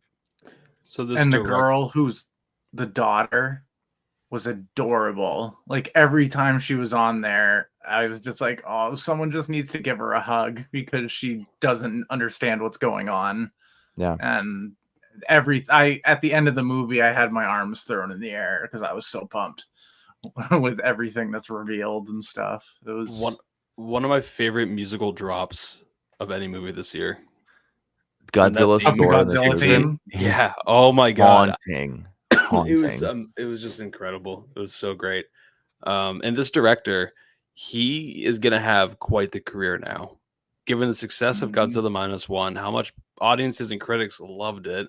I mean, you can see 8.3 IMDb, 173 top 250. Rumor has it right now, unfortunately, because I kind of wish that he would do his own thing, but it's a big franchise, so I get it.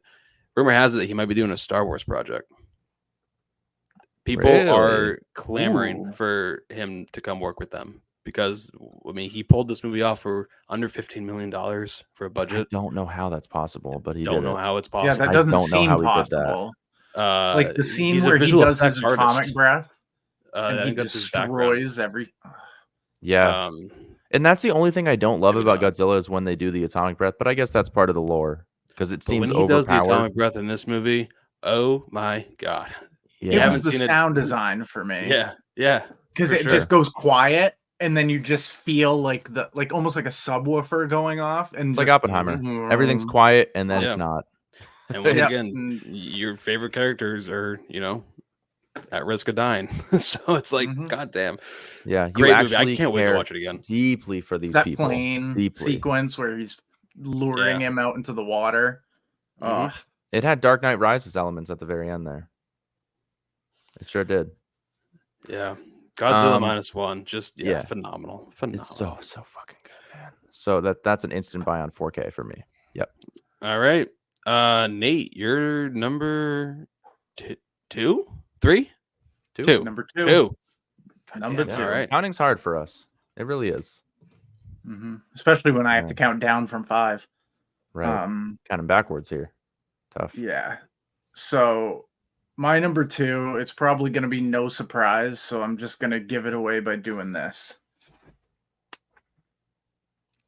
Ooh. It was the Iron Claw. Hell yeah. Okay. I knew this story in and out. And just everyone who played each of the Von Erichs, from David, Michael, Carrie, Kevin, just knocked it out of the park. And like Zac Efron, this is him in Baywatch plus 30 pounds of just pure muscle. And he just did 6 months of training just to look like this. Worked with real professional wrestlers to make it look authentic. And it had probably one of my favorite sequences of the year involving Carrie Von Erich. He's probably the most famous of the brothers because he's the only one that made it to WWF and made an impact there. But just the way that they told this story, they left out what didn't need to be involved. And just the way that portrayed the parents, Fritz Von Erich as this like domineering patriarch, a mom who's just in this situation that she can't get out of, and the performances of the sons just they're what keeps the family together is the relationship between the 4 brothers. And I love wrestling. I've loved it ever since I was a kid. I know this story. It's very tragic, and when they talk about the curse of the Von Erichs, it's heartbreaking once you realize what this family went through. But Kevin is still around, and he's just able to continue telling this story, and it's just incredible. And the Von Erichs are just one of the great wrestling legacies that we'll probably never see again. Came right out of Dallas, Texas. Crazy. So it was good to see kind of hometown wrestling like that. And I learned some things as well watching it. Like, I don't know everything, and I learned some things about these characters that I didn't know before. And one thing that the movie didn't choose to do is include Chris Von Erich, another brother that shot himself in the head when he was 21, but he wasn't really into wrestling. And the movie decided not to include him because they thought the audiences wouldn't buy another tragedy to the family. So that's even crazier that the real story had another brother that killed himself that isn't even included in. There were 6 everyone else total. Yeah, it's just like, so it's so heartbreaking. It's so tragic, but the movie's phenomenal. Actually, it has another music drop that is just phenomenal. It's the Tom Sawyer Rush when when they're walking out to the ring in the garage, and then he hears the song, he kind of slowly turns, and then it just cuts immediately to them just walking out to the ring. So badass. So I like almost wanted to stand up my seat. But yeah, it was a great movie, but very, very tragic. Can't wait to buy it when it comes out. I'll buy it on 4K because the opening black and white sequence with like an empty arena and Fritz Von Erich doing his thing, kind of starting the legacy. It was just incredible. And Zac Efron, I know he's not going to get a whole lot of awards recognition, but he should at least be recognized for this transformation. Him, Jeremy Allen White, who played Carrie, was just incredible. Lily James, also I'm glad not bad in the movie. I'm glad they told this authentic story.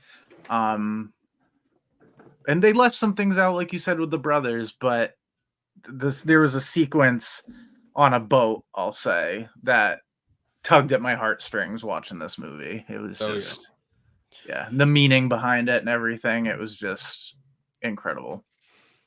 My number 2 is a movie that has been talked about already a couple of times, so I won't spend too long on it. But yeah, it's Oppenheimer.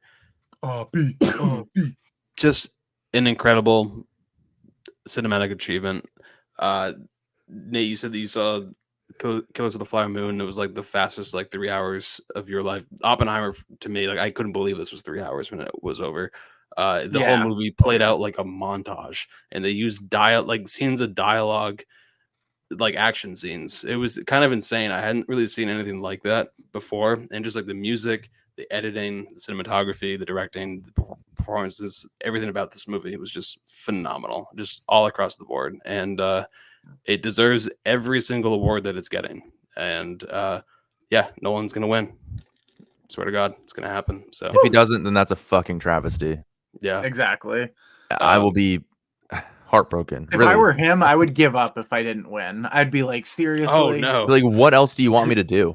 just don't pull a Bradley Cooper where you get so mad you make something like Maestro, where it's just like you're on your hands and knees begging to just please give me an Oscar.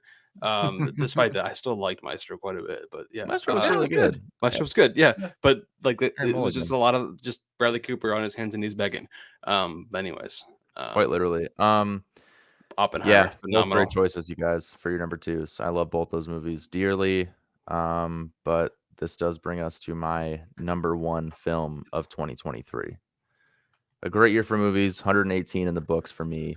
And this movie is one that I quite literally had no idea it was coming out until maybe a week before it came out, and had zero expectations. And I think that might have benefited me heavily when I saw it.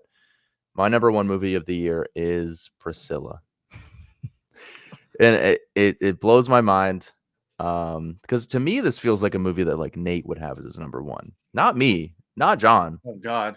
Not even close. Not even close. It just drama. I mean, just I don't know, man. I don't know if I've seen anything Sofia Coppola's done other than this. Did she Yeah, do you have. You've seen The Bling Ring a couple of Okay. times. Well, she fucked up with that Virgin movie. The Suicides. Beguiled, Lost in and Translation. Lost Okay, in I've seen a lot of movies she's done. Somewhere. She did an But On the Rocks movie and for Apple TV recently. I didn't watch that. I don't really care for Rashida Jones. Regardless, Kaylee Spaney.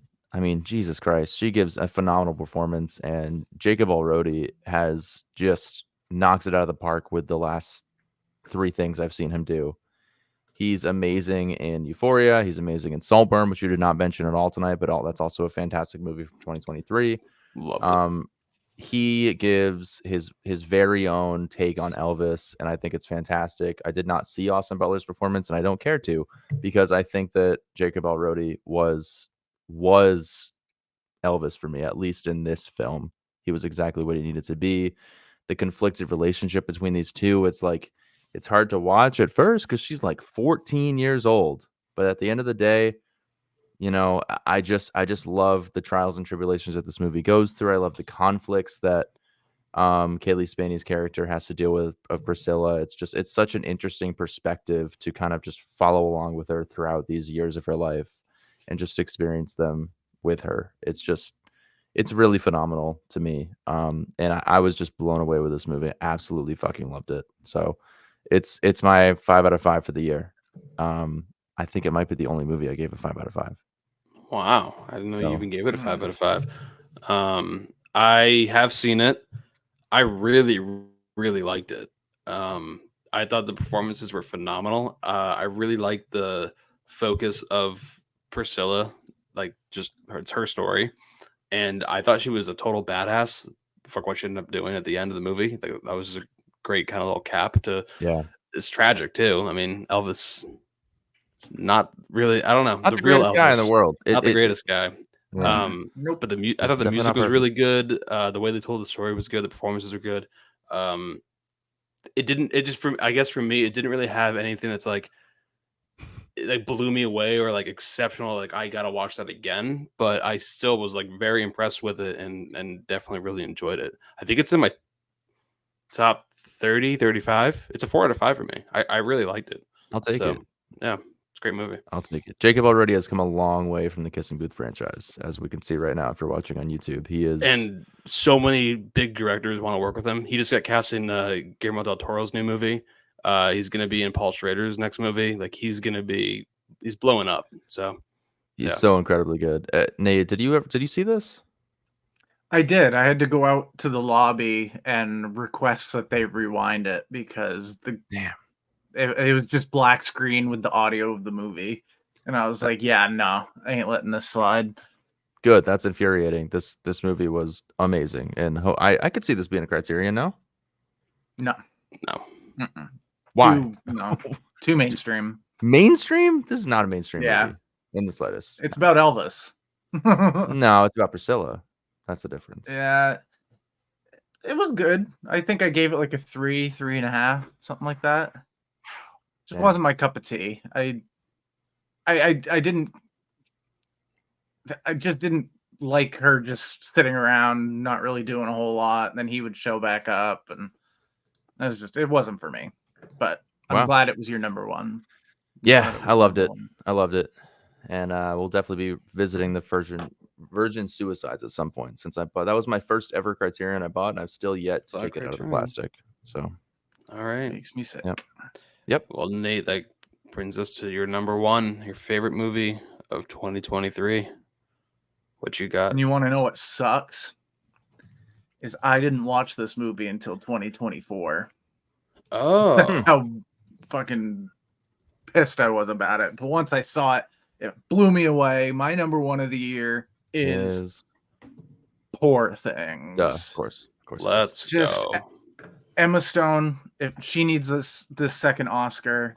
Yorgos Lanthimos, he's not everybody's cup of tea, but he's the music, the cinematography, the way that Emma Stone portrays Bella Baxter and how she develops throughout the movie, from like barely being able to speak, riding around on a trike, throwing temper tantrums, and then just going and experiencing the world in a very unique way. And when you realize what's going on in the story and what's actually up with her, it's also very disturbing. And just thinking that this, then she calls the person who created her God, the Godwin Baxter character, but he's just a really unique character too. And like Spencer said with Mark Ruffalo, just being a complete, utter douche, really, and just using this girl for all of his needs, and he ends up getting the short end of the stick. And it rounded off in such a really creepy and eerie way by the end of it. Her coming into her own as a person, and just the colors and the cinematography, it was just so eerie and off. Like there was something off about it. The music was bizarre and had some really strange cues. And the way they went from black and white to odd colors to kind of back to normal, and just the way that this movie evolves. I haven't stopped thinking about it since I saw it. I could watch it again and again, because this performance, I don't know if it's better than Mia from La La Land, but it's pretty damn close. Because she has to do some very out there, bizarre things, and she literally bears it all to the audience. So, yeah, Yorgos Lanthimos, I have loved, I think, just about every movie I've watched of his. Even some of the ones that you guys don't know. Like there's one he made called Alps. That's really, really good. And kind of in a similar style as Poor Things. But this one's just the best movie of the year for me. It's the one that's just still has me thinking about it, and I can watch it and just enjoy it for what it is, and just a unique take on the Frankenstein story.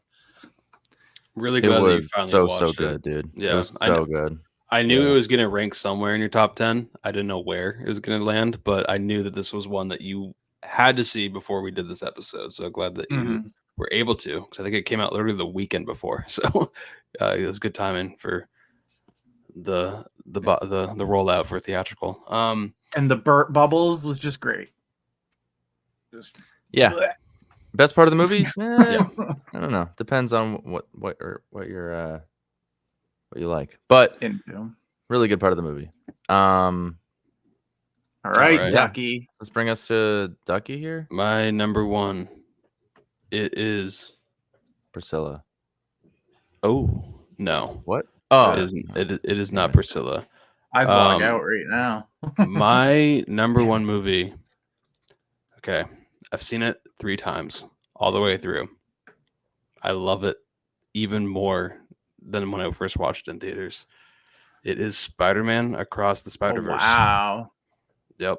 I absolutely love this movie. And when it came to Netflix, I think back in October or November, I watched it. I randomly just couldn't fall asleep one night. And I was like, all right, I'll just put on a movie and maybe I'll fall asleep during it. I fucking stayed up and watched the whole thing because I was just riveted again. And I was like, oh, this is so badass. This is so much fun. The music is great. The voice performances, I should say, the directing, the story, the villain, everything about this movie is just so good. And the fact that it is a superhero movie and an animated film as my number one, it just gets me kind of excited just because I don't know when the last time that's happened. I don't usually love movies, this genre, but the way it makes you, it just shows that what you can do in the medium of cinema and movies, the way they were able to tell the story with the visual effects and the animation styles was so brilliant and so cool. Unlike anything I've seen before from an animated film. Into the Spider-Verse kind of showcased what you could do with this that type of animation, and this movie just pushed it even further. So love it. I love the little cliffhanger that kind of leads you into the third movie. I can't wait to see what happens there with Beyond the Spider-Verse. I would say I hope it wins Best Animated Feature at the Oscars, but it looks like Boy and the Heron might actually pull that off.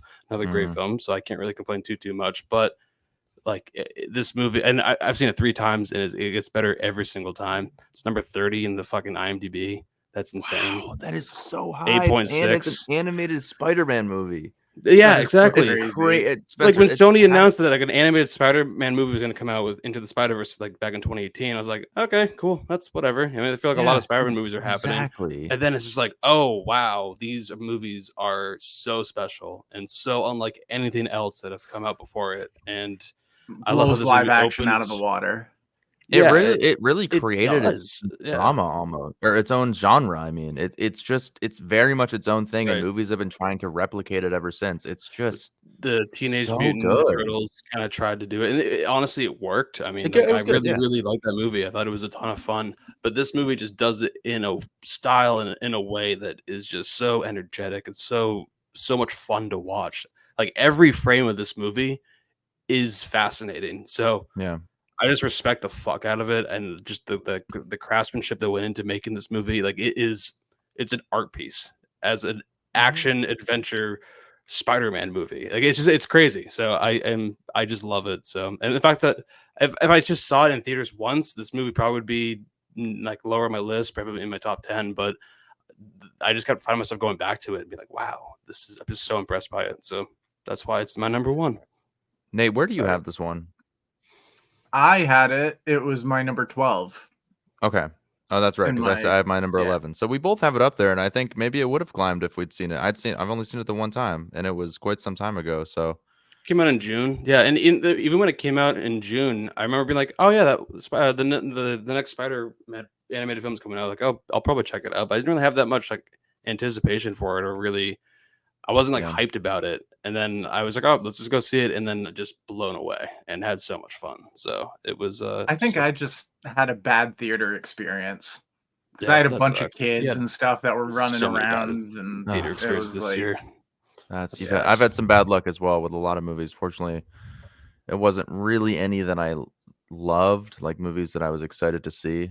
I will say I already had a bad one in 2024 with Mean Girls. Well, yeah, so, but yeah, that wasn't due to the movie. That was hey, you never know, but no, it will not be. So, right, Spencer. So I would like to ask: are we doing stinkers? Do you guys want to do one stinker? I wouldn't mind doing one stinker of the year. Like, do not watch this movie under any circumstances. Look forward to. So I will honor. Yeah, I like negativity. I'm a big negativity guy. Oh, I definitely have one. Oh, I've got one. Okay, I got one too. So yeah. Go ahead. Me? Oh, who me? Okay. Yeah, there was one movie which I think my theater. Okay, there it is. I think my theater experience. I just definitely contributed to it. I had some really annoying people behind me that were talking like full volume conversations, playing like music on their phone during it. And the worst part about this is I had bought tickets a month in advance to go see Oppenheimer in 70 millimeter, and I forgot to go. And it was because it was at like a weird like science museum theater in Fort Lauderdale down here, and I forgot. And it was like an email that got sent to me. It wasn't like a normal ticket. So, and I was like, oh, be a Blue Beetle, whatever. I'll go to the Thursday night showing. Went and saw it. Worst movie of the year. Like, what are we doing? George Lopez? Why does he have a job? Like, he's not funny. He never has been. I just don't like what DC. You decided let's take the tax write-off on Batgirl, but let's put Blue Beetle out instead. It's just worse Iron Man. It's worse Iron Man. It's basically putting like that Marvel show on Disney Plus, the Captain Marvel show on Disney Plus, mixing it with Iron Man. It's just an absolute train wreck of a film. It's not funny. It was horrible to get through. Terrible theater experience. And I think this is another one of those movies that critics got paid off to give it a good score. Because on Rotten Tomatoes, I'm pretty sure it's fresh. Is that a criteria? Is that real? That's not real. No, it's custom. Holy shit. There's no way DC and Yeah. I mean, Wally got one. I don't know. That's I know, but Wally's an actually good movie. That's true. This movie was just horrible, dude. I hated it. I don't think I hated it as much as Strange Worlds. Last year was my worst movie of the year. This one is worse. It's fucking terrible. Okay. I can be so much more passionate about movies that I hate than movies I know. like. That's why I'm kind of laughing. I didn't hate it as much as you, but I definitely did not like it, and I totally just I'm superhero fatigued to the point where I need something that pushes the boundaries and changes the game, like Spider-Man Across the Spider-Verse. So There we go. There. anyways, Yeah. okay, cool. Either Blue forget Beetle, the you're a movies. stinker. Nate, Yep. what do you got? What's your stinker? So my movie, I don't know if either of you have seen it. I think Spencer's mentioned that he's almost picked it a couple of times, but this movie is just unbearably bad that I didn't even bother rate it on Letterboxd because it would just be a waste of a click. Can I guess? Sure. Skinamarink? No. Skinamarink. Okay. That was terrifying. Oh, okay. Never mind then. Sorry. But move on. But no, this one, it was Bad Things on Shudder. Oh yeah. Bad things. Yeah, this movie it tried to be The Shining, and it just wasn't The Shining, and there was just nothing redeemable about this movie at all. No It stars. was just there was no point to it. There was these random joggers like that were jogging in sync that was supposed to be like an ominous omen. Nothing came from it. The performances were either really over the top or just really subdued. She was probably the best person in the movie, and she was in it for like 2 minutes. Molly Ringwald. Molly Ringwald, yeah. But just the story didn't make sense. They tried to make this hotel that they're staying at like, oh, you get lost down these corridors, and oh my God, is someone inside? And what do? We got to get out of here. The door's right there, but they can't open it, even though it's all glass. And it was just so stupid. And I had a hard time getting through it. It was quite a struggle. If this says anything, I enjoyed Winnie the Pooh, Blood and Honey eons more than this. Oh, like this. Yeah. I didn't hate Winnie the Pooh. Speaking of, my stinker, my least favorite movie of the year is Winnie the Pooh, Blood and Honey. Even more than Black Devil or Demon, whatever it is. I sat and watched this entire movie, not in theaters like John did. I don't know how. What? Maybe that's how you enjoy it. But I sat on my couch and watched the movie, going into it like, oh, Winnie the Pooh, Blood and Honey. Oh, it's funny because, Winnie the Pooh is in the public domain now, and now anybody can make a movie. And that's literally what this movie is. It's just like someone picked up a camera, they bought them at Best Buy, and was like, oh, Winnie the Pooh's in the public domain. Let's get these terrible fucking Spirit of Halloween costumes, make the dumbest, stupidest movie that doesn't even have fun with the premise. The movie is just boring. There's nothing to like about it. The gore even sucks. I mean, you can see the fucking wires and like the hoses of the blood. I'm like, what is this movie? It's so stupid. And I thought maybe it could be fun, but no, it's the opposite of fun. It was torture. So I hated this movie. For what it's worth, I had this movie 16 spots ahead of Gran Turismo. Yeah. But like studio wise, the worst studio film that I saw for sure is The Exorcist Believer. That one was just almost unwatchable. That's at 90 for me. It's not great either. Yeah, but yeah, I don't even consider Winnie the Pooh really even a movie. This is just like a YouTube video that somehow got released in theaters. So yeah, I mean 1.1. I totally get behind that. Dude, yeah, it has like a 2 point something on IMDb. Yeah, the movie's fucking garbage. So that's bad. Okay, yeah, I don't know. Jeez, it's not. I mean, God, man. Well, I'm sure you guys can watch the sequel and have a great time. So no, it was definitely very, very bad. Into that one. See, I grew up with Winnie the Pooh, so I want to see Tigger come and like bounce his tail into somebody's chest and like murder them. Like I'm down. Right. That makes a lot of sense. Yeah, I'm down. Honorable mention 65. What the fuck? That should have been good. Adam Driver, go fuck yourself. Yeah. Okay. That's it. I'm glad you had to throw that in, but all right. Yeah. With that being said, we do have one more segment that'll get us to the 2-hour mark. Since we're already over 137, might as well keep going, right? Sure. Well, are you guys ready to finish off 2023 with a little trivia? I suppose. All right. Fine. Let's do it. It's time for the answers to know this fact. For the questions I'm about to ask, like what is the capital of Bolivia? It's mainstream boy trivia! That was live, by the way. I did that whole thing myself. Okay, mainstream boy trivia. Let me get the keynote presentation lined up here.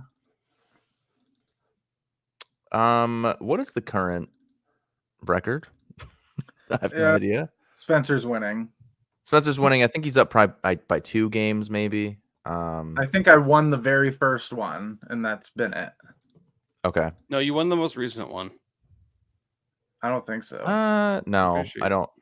No, because you came back. I remember because I was up like 3-0, and then you came back and won like 4-3. That's possible. Actually, I think that is right.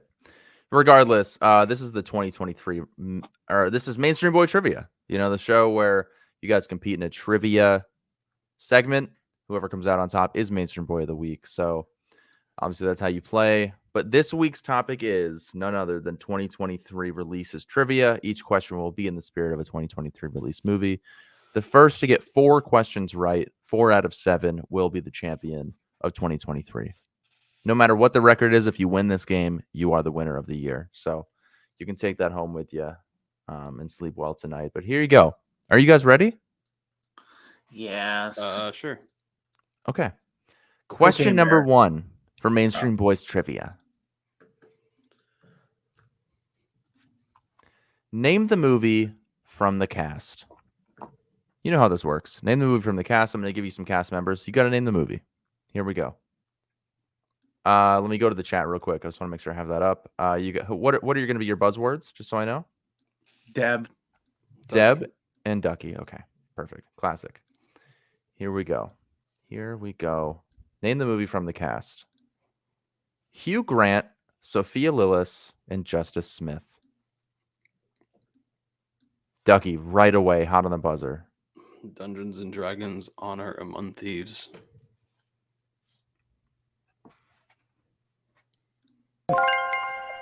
Never saw it. That's correct. It is Dungeons and Dragons: I watched it Honor Among twice. Thieves. Why? I watched it once by myself just to check it out, and then I watched it again because I think Brooke showed interest in like watching it, and I was like, "Oh, sure, I'll check it out." I had a fun time with it. I liked it less the second time, but I still had a fun time with it. It's not as bad as you think it would be from the poster and the trailers. Oh yeah, no, it was It's from the directors of Game Night. Good. Like it's fun. Yeah, exactly. Oh, that makes sense. Yeah, if you like Game Night, it's a fun movie. It's funny because 2 movies you expected nothing from, and they were both like, "Oh, okay, I like this." Yeah, you know, just have good filmmakers. Oh, that's all you why need. did I lose my thing? Okay. Yeah. Okay. Yeah. So Spencer's up 1-0. Good job, Spencer. But you got to get 4. So here we go. Question 2, Nate. Name the movie from the synopsis, and please don't buzz in until I finish reading the synopsis. Okay. Here we go. A family's getaway to a luxurious rental home takes an ominous turn when a cyber attack knocks out their devices and 2 strangers appear at their door.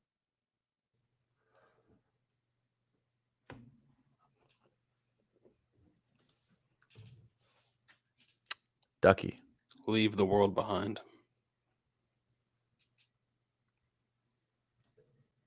Okay. That's correct. That's correct. It is Leave the World Behind. Nate, I believe you saw this. I did not. Oh, fuck. I really thought you saw this, and I thought you didn't like it. That's what I thought Spencer told me. That's why I put it in here. I don't know. I was wrong about that. I think you told me that. I think it's a movie that he should see. I think it's worth it. But maybe I heard someone else didn't like it. I was trying to make it fair, and I figured you would know what this movie was. But okay, Spencer's up 2-0. I couldn't think of the name of it. I was like, I don't remember what it's called. So I really liked it. I thought it was very cool. I think it's in my top 30. Regardless, the deer's cute. Yeah, it's cute deer. It's the scariest.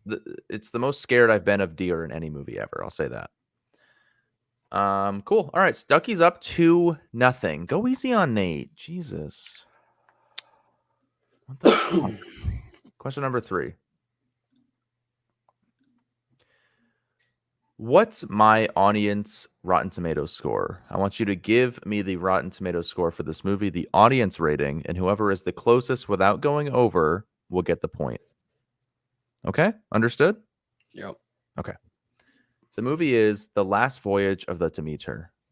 What is the audience Rotten Tomatoes score? I'll let you both answer because it doesn't really matter. Yeah, we both have to answer. So Yeah, you can both answer. Whoever's closest without going over will get the point. Nate, I will say. Wait, audience. Okay, critic Audience. score I think is like 38%. I'm pretty confident it's in the 30s, but I don't know audience score. I just want to make it fair. How did the audience feel about this movie?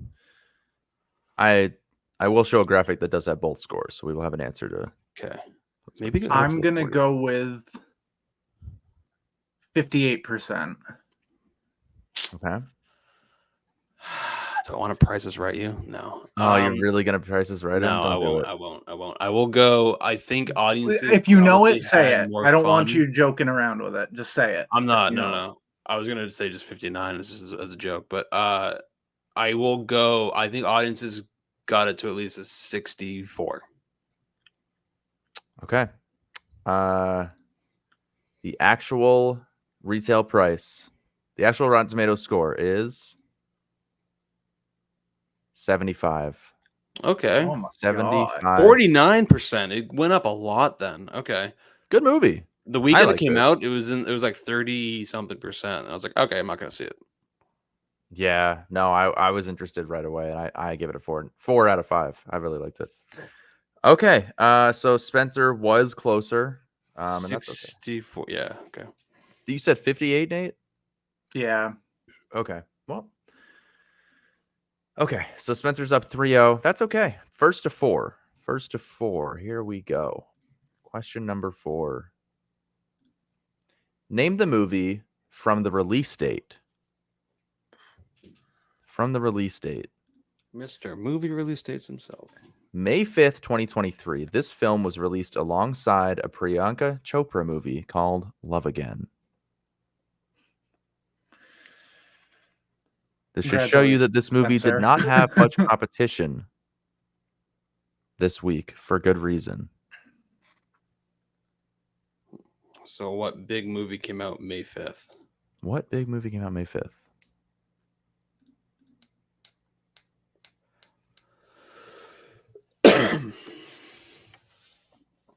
Ducky? My guess is Indiana Jones and the Dial of Destiny. That's an interesting guess. But it is wrong. Mr. Movie release dates himself, Nate? I'm not Mr. Movie release dates. That's I have Scott no Mantz. clue. That's okay. You can be Mr. Those Movie Dudes release dates himself. At least given this is you got to get back in the game here, man. I'm gonna keep giving hints until someone gets it right. So Don't. Like, let me try this. May 5th. It's my birthday month. Was this Guardians of the Galaxy 3?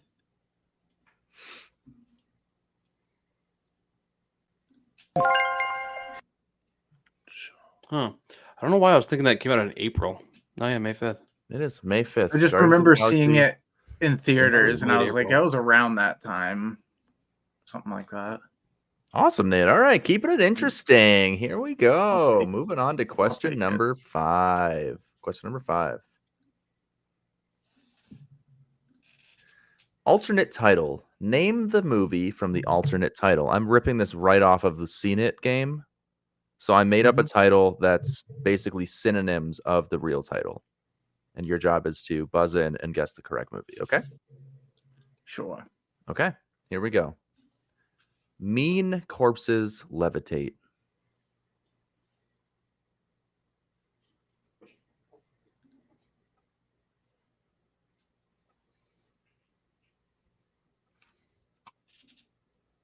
I had my list up, and so I saw a movie, and I know what the answer is.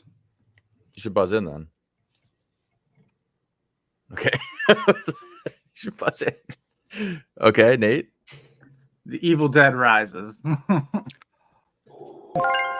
Damn. Nah, we're giving it to him. I know. I was thinking it. dream scenario. But I was like, Oh. that's I was like mean and corpses. I just know like a lot of people levitated in that movie. I was trying to think. Dream Well, because my list was still up, and I looked at it, and I went, "Oh crap, that's it, isn't it?" So I took my list away. My mind was stuck on dream scenario. I couldn't think of any of the other titles. Yeah, no, it's not. It is Evil Dead Rise, Mean Corpses Levitate. This is, again, ripped right out of the movie. Seen it. Which Spencer destroyed me at one time when he visited. Yep. Like you said synonyms, I was immediately thought anonyms because I'm like, okay, mean, Same. nice, Oh, nice, no, alive, grounded. No, it's been a while since we were in school. That's okay. Not a word we use very often, but okay. So Nate is now it's 3-2. First person to 4. Nate's coming back. Mainstream trivia. Here we go. Question number 6. What streaming service am I on? I'm going to give you the movie, and you tell me the streaming service that this movie is streaming on. The movie is Air. Wow, that was quick from both of you, but for me, at least in my chat, it does have Lil Debbie first. Amazon Prime. It is Amazon Prime. I can't believe you guys knew that right away. That seems like I would have known that. So I remember seeing Matt Damon's chubby face on like the banner across the top a lot on Prime. I knew that it was a Prime Video movie before it even went to theaters. Oh, I didn't know that. I'm not gonna be honest with you. It doesn't even say it on this poster right here. It says Sundance. It says it does say Amazon Skydance. Studios. It does say Amazon. Skydance Studios. Okay. Well, thank you. Skydance. Holy shit, 3-3. This is a fucking barn burner, guys. Nate has made a comeback, unlike the Eagles last night. Ooh. Wow. Sorry. Okay. Yeah. Sorry, Jason Kelsey. Sad. The lesser Kelsey. Okay. Whoa. Wow. Whoa. Oh, sorry. Okay, for the win, to be the best of 2023, the mainstream champion of the year. Are you guys ready? Sure. This is a weird question. I was running out of ideas, and I want you to know that. Here we go. Question 7. Which movie features the most actors or characters on the poster? Okay. Your options are Wildflower, Dungeons and Dragons, Honor Among Thieves, The Hunger Games, Ballad of Songbirds and Snakes, and Bottoms. Which? Oh, Ducky has buzzed in first. I've narrowed it down to 2. I'm going to take a 50-50 shot. I'm going to say Hunger Games, Ballad of Songbirds and Snakes.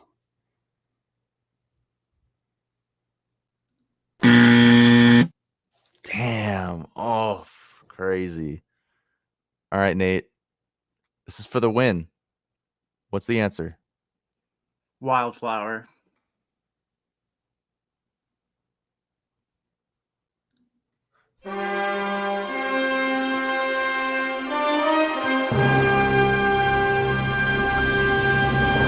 Let's go! Woo! Nate! Nate! Nate! Nate! Nate! Nate!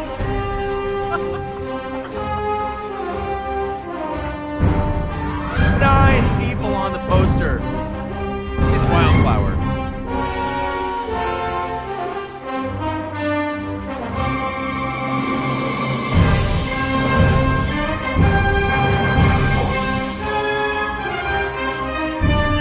I haven't been this pumped in a long time. What a fucking comeback. Just because we saw the poster earlier and there was a bunch of people in one group. That's why I was like, okay, there's at least like 7 and then 2 lot of off to people, the dude. side. It was either Wildflower or Hunger Games. I knew they had like every member of the cast on that poster. Hunger Well, Games Dungeons actually and had all Dragons these crossed my names. mind. They had a good But amount. the poster yeah. looked really convoluted, so I was like, maybe it's not a lot of people. Maybe it's more like And like, there's alternate graphics. posters. Spencer, I feel like Spencer could have made an argument here based on some different posters. There is one of Dungeons and Dragons that has 7, but not right here. It says it has 5, but the one I was going off, it has 5. Wildflower with 9. With 9. See, I thought that the Hunger Games one only had Rachel Zegler and like her co-star, but I forgot that like Viola yeah, Davis is on there. You know. yes, and I didn't realize that. I thought it was just those two. I'm like, it can't be that. Yeah. Well, that's how I wanted to round out the year, is just talking about one of the best movies of the year, and that is Wildflower. And Nate's the champion. Well, there you go. That's just how it is. 2023 in a nutshell. Nate being a champion and Wildflower being one of the best movies of the year. Done. That's it. Congrats. Karen Another full year of watching movies. All done. How many Nice little- 2024 have you Changed my seen? title. How many so far? I've seen 4 so far. I've seen 2. I'm Of seeing new 2 more this 2024 week. movies? Or just 2024. movies? 2024. 2024 release Oh, films. nice. Released in 2024. Yeah. None. At Those Movie Dudes, thank you guys so much for watching. Can't wait to bring you many, many, many, many, many more podcasts in the new year. Watch movies, eat popcorn, stay beautiful. At Those Movie Dudes. Talk to us. We're nice people. We're nice people.